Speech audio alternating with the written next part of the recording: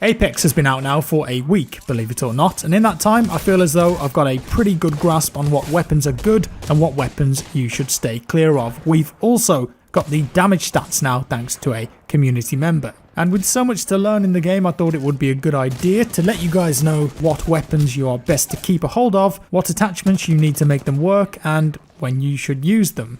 I probably should mention though that the best weapons and each person's favourite guns are very subjective and it depends on your playstyle. One of the best things with Apex is that there really are multiple weapons that can work in different circumstances, but in this video these are the ones that I really prefer using. I'm also only going to cover the base guns in the game and not the Kraber or the Mastiff, which are the golden guns that you can only get from drops. Those guns are just straight upgrades and honestly you'd be mad to not pick either one of them up if you get a chance. The only way I wouldn't pick up a Kraber is if it was really late game and the zone was very close range, say in a couple of buildings. The Mastiff on the other hand is just immensely strong, always pick it up. Now there are definitely a few guns that I personally would say are the best in the game at the moment. Right now I'd put my top 4 as the Wingman, the Peacekeeper, the R301 and the Longbow. There are some others in this conversation too, but let's start with these first. The Wingman, just an absolute monster, but you need good aim.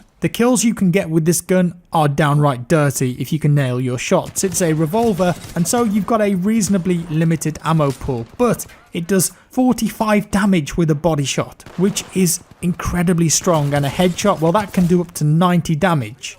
If you're accurate with this thing, it's deadly. There are a few attachments that you really need though to make a huge difference. First of all, extended mags. You start off with only 6 rounds in the mag, but depending on the rarity of the extended mag, you can increase that all the way up to 12. A standard grey mag takes the capacity up slightly, then the blue mag by slightly more, and then the legendary all the way up to the maximum of 12. That's double the initial capacity. And when you can potentially do 45 to 90 damage a shot, that makes a huge difference. There's more though. There's a special hop-up attachment that you are really going to want to obtain with this gun, Skull Piercer Rifling.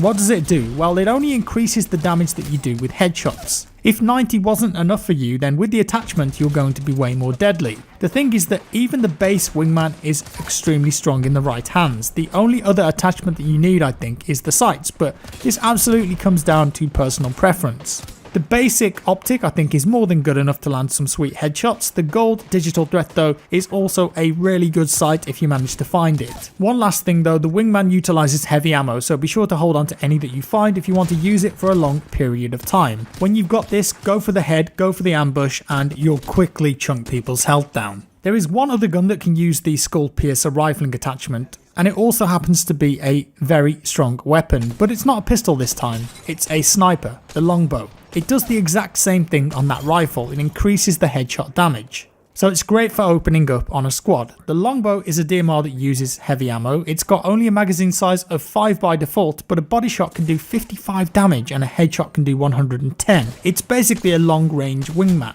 The Longbow is incredibly powerful if you can land successive shots, or even better if you can nail that headshot. If you've got the Skull Piercer, it's extremely deadly. The idea is that if you've got a squad mate who is firing off from a distance, you could then have the other two pushing in closer to stop the enemies from healing. I have to admit that the sniper rifles are an acquired taste in this game. I think a lot of players like to play a bit closer up than longer range because players can often get hit very hard and still regenerate to full shield by the time you get over to them. Nonetheless, the Longbow is an extremely effective gun and one of my favourites. The next weapon that I really love, the Peacekeeper. This shotgun is an absolute monster. It's a lever action shotgun that's got a 6-round magazine. If all of your shotgun pellets land, and depending on range, you can do up to 110 damage to the body and a whopping 165 damage to the head. Of course, you're not always going to land every shot, and even if you do, you're not always going to get every pellet landing, but the Peacekeeper is deadly at close range, and because you can be so mobile and hipfire with it, you can make yourself hard to hit too. Now I think there are one of two ways to use this gun. You either use it to break shield and then switch to something else, or the better way in my experience is to break the enemy shield with either an auto rifle, sniper, or perhaps the Wingman, and then moving close and be aggressive, finish off the enemies with the Peacekeeper before they've got a chance to fall back and heal. Much like a lot of the other guns though, there are attachments that you really want to make this better than its default version, although I think by default it's pretty good. In this case, it's the Precision Choke. What does it do? Well, it reduces the spread of the pellets, and when you have 11 pellets firing off with each shot, that makes a big difference. It kind of changes it into a slug rather than a buckshot. So when this attachment is equipped, the gun charges when you're aiming down the sight and really tightens the spread. So if someone is at longer range, then try that instead if you don't have a chance to switch. The Peacekeeper, ultimately, it's a gun that you want to use up close and personal, either to finish off enemies when you've just depleted their shield, or you just want to push into a building like an absolute mad lad. There's just no other gun that's better at getting in people's faces with, in my opinion. I know what you're thinking, the Mastiff, but like I mentioned before, I'm not talking about gold guns in this video because you'd be crazy to not pick a Mastiff up. One of the weapons that I probably think I slept on a little bit in the first few days, but now is easily one of my favourite guns, is the Prowler PDW. This comes with a big caveat though, and that is that I really only like it if I've got the selective fire hop-up attachment, which allows you to turn the gun from a 5-round burst into full auto. So by default, the Prowler is a burst fire weapon. It's not a triple burst though, 5 rounds like I said, and to be fair, it can be effective early game if you manage to land all of those shots, because if all 5 rounds hit your target, you can do 70 damage with those shots. Where it really comes into its own though is when you've got that selective fire attachment and you can turn it into a full auto weapon. The reason it's so effective is because it's the only SMG/PDW in the game that uses heavy rounds. So if this thing is full auto and you're on target with your tracking, it absolutely shreds people. But to use it to its full potential, you'd also need to get the extended mag. And just like with the Wingman, the rarer the extended mag, the more rounds that you can have. Not only that, but the rare and epic extended mags also improve reload time too. Moving on, let's talk auto weapons for a minute, and arguably the best all-around gun in the game. The R301 assault rifle, for me, it's definitely the best assault rifle in the game. It uses light ammo compared to the Flatline, which uses heavy, but the R301 has the benefit of being a laser beam. It's just so incredibly accurate, and the recoil is very easy to control. Now, it only has 18 rounds in the mag by default, so you've really got to find the highest rarity of extended mag you can get to make the most of it. The gun is incredibly accurate anyway, but if you can get a hold of a stock, it becomes even better. The standard stock improved the handling of the gun and reduces the aim drift when you're firing. The better the stock, the bigger the improvement. You can also equip a barrel stabilizer. Again, the better the rarity, the more it's going to do for you, and a stabilizer reduces the recoil of this gun. So when you've got a gun that already has very little recoil, you can imagine how good it is when it's got full attachments. A fully kitted out R301 will shred enemies if you can track them well. You've just got to hold mouse 1, keep strafing left and right, keep your aim on the target. Now, it only does around 14 damage to the body with each shot, but because the rate of fire is around 720, you can just chunk people with this thing. The R301, if you see it, pick it up. Now, we'll briefly talk about LMGs too. I'm not a huge fan of the LMGs in the game, but they can be quite good when fully kitted out. The Spitfire is a really strong LMG, but in my opinion, you really got to get the stock and the barrel stabilizer to make it a good choice over, let's say, what we just talked about, the R301. The Devotion is another very strong LMG, but only if you've got the hop-up attachment for it called the Turbocharger. The problem with the Devotion is that when it's fully spooled, it's actually really good, but it does take a few seconds to get there. And in a jam, you could have already taken too much damage. If you were using another gun, you could have put that damage out instead.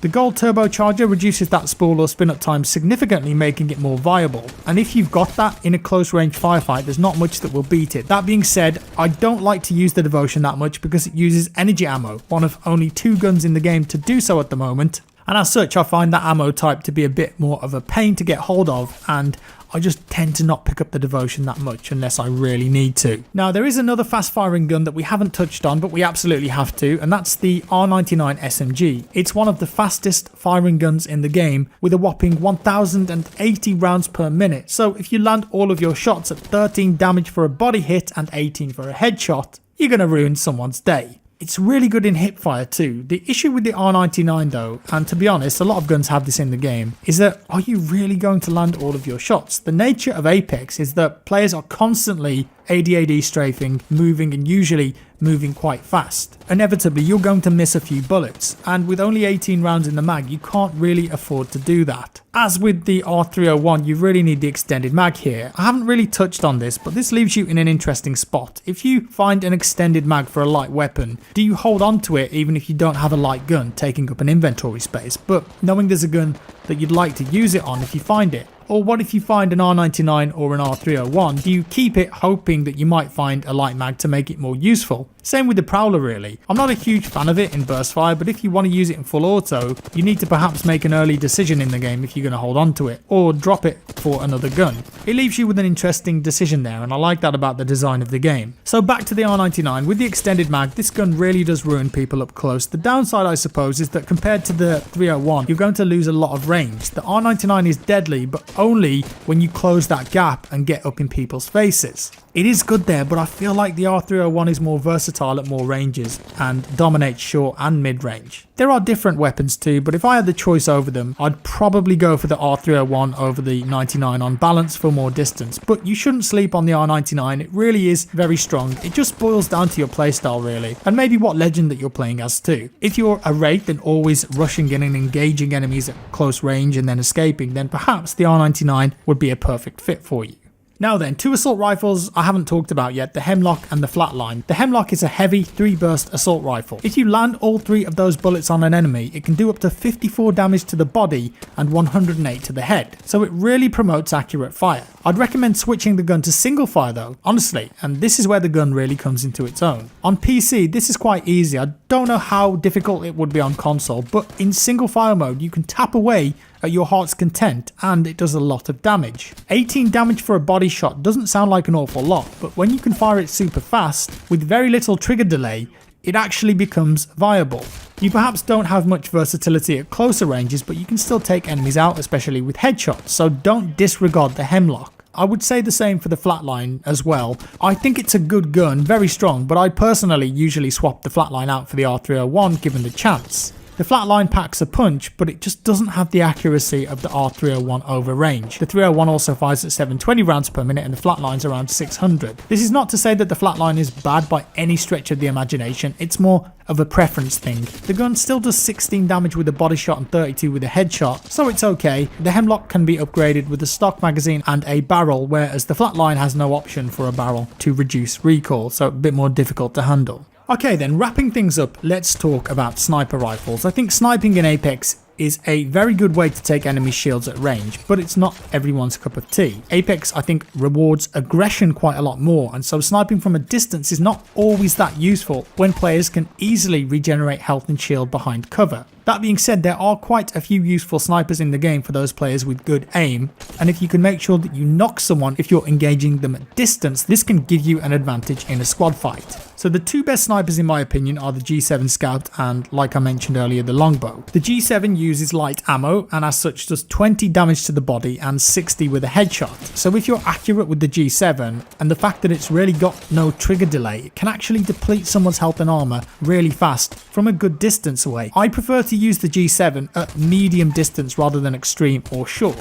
At medium, if your tracking's on point, you can just tear people with clicking the trigger fast. It's a very accurate gun, and sometimes it feels kind of like the Hemlock in single fire mode, except it does more damage with each hit. And you can equip barrels, extended mags and stocks to improve the handling, which of course are all straight upgrades. The G7 can actually be devastating in the right hands. Now the one sniper that we haven't talked about is the Triple Take. I'm a little bit on the fence about this one because I do think it's a strong gun, but I'm not convinced that I would take it over the Longbow or the G7 in most situations. The Triple Take is an energy weapon that fires off 3 rounds when you shoot. Without the precision choke though, you can't charge up your shot to group them together, and so it makes the weapon way less viable. It's kind of bad in my opinion. One shot to the body only does 23 damage, so you really need all 3 shots to hit at once, and to be fair, if you land a Triple Take headshot, it does do up to 138 damage, which is a lot, but I think that you really need the choke on it for it to be viable. You aim in, you wait a couple seconds, and then you get it all in one shot. Without it, I just wouldn't pick this thing up. The other issue is the same as I mentioned earlier. It uses energy ammo, although with the sniper, arguably you need a lot less, so maybe it's not as much of an issue as it is with the Devotion. Now that isn't all of the guns in the game. I've left a lot of them out, the Mozambique, the Auto Shotty, because honestly I just don't think they're that good, and there's a couple of the light pistols that you might get early game to just pick up and get a kill with them, but I wouldn't seriously consider using them over any of the others that I've just mentioned here. So there you have it. Those are my best weapons in Apex. One of the things that impressed me with Apex is that there really isn't that one and done gun, the God gun. There are multiple weapons that you can use depending on your playstyle. You could go for a fully decked out R301 with a G7 or a Wingman and a Peacekeeper. There are lots of viable options here, but even still a few guns definitely do stand out as being stronger than others in my opinion. So there we have it guys. I hope you enjoyed this. Let me know your thoughts down in the comments below. What's your favorite weapon setup in Apex? And if you enjoyed the video, leave a like. If you didn't, a dislike. Subscribe for more, hit that bell, and I'll see you in the next one.